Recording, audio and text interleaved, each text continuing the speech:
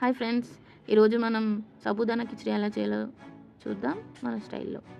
So first pan పెట్టుకొని లో ఫ్లేమ్లో ఒక 2 టేబుల్ స్పూన్స్ ఆయిల్ వేసుకోవాలి.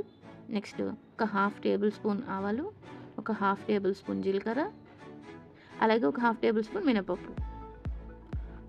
సో ఇవి వేసుకొని బాగా వేగాక కొన్ని పచ్చిమిర్చి చీలికలు, అలాగే కొన్ని కరివేపాకు రెబ్బలు. సో ఇక్కడ కిచిడీకి కావాల్సినంత కారం మనం ఎంత అనుకుంటున్నామో దానికి సరిపడా కారం పచ్చిమిర్చిలో ఉంటుంది కాబట్టి అవి కరెక్ట్గా వేసుకోవాలి.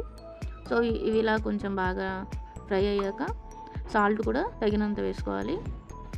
ఈ స్టేజ్లో వేసుకుంటేనే మనకి కిచిడీలో మంచిగా మిక్స్ అవుతుంది. లేదు సాబుదానాతో పాటు వేసుకుంటే అప్పుడు కొంచెం కష్టం అవుతుంది. సో సాల్ట్ వేసుకున్నాక ఇంకొక 1 మినిట్ సాట్ చేసుకోవాలి. సాల్ట్ వేసేసుకున్నాక వేయించి పక్కన పెట్టుకున్న బంగాళదుంప ముక్కలు వేసుకోవాలి.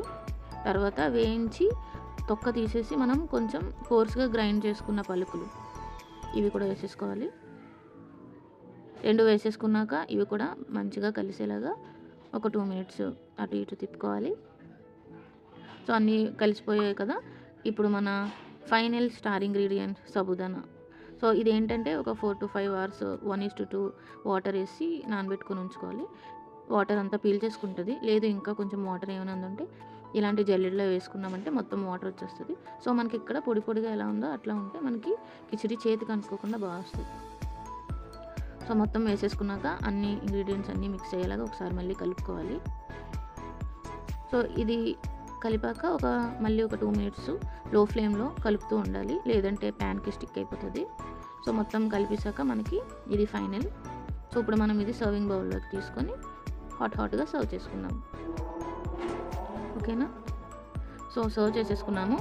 ఫినిషింగ్ టచ్గా ఫైనల్గా మనం కొంచెం కొత్తిమీరతో గార్నిష్ చేసుకుందాము. సో మన సాబుదానా కిచిడి రెడీ. మరి ఇప్పుడు తిని ఎలా ఉందో చూద్దాం. చాలా బాగుంది, సాఫ్ట్ అండ్ స్పైసీ, సూపర్.